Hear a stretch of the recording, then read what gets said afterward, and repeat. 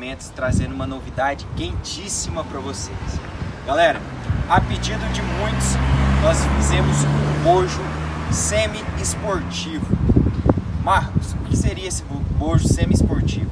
Ele é um bojo que te dá uma estética 100% esportiva, tira todo o escapamento original da moto. Fizemos como teste para Phaser 250 e já lançamos eles. Você que quer disponibilidade, quer comprar esse escapamento, já está disponível em todas as nossas plataformas de vendas: Mercado Livre, site, Instagram, WhatsApp.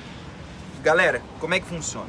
Escapamento 100% feito em inox 304 com um bojo de 150 mm inverso, certo? Isso só uma parte mais técnica e o segredo da Max que eu não vou contar para vocês. Se liga só nesse ronco.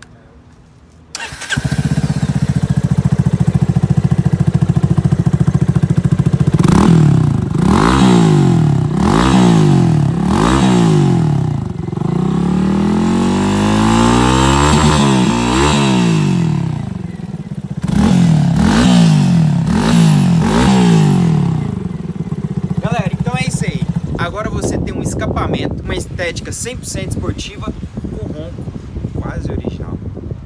Vem pra Max.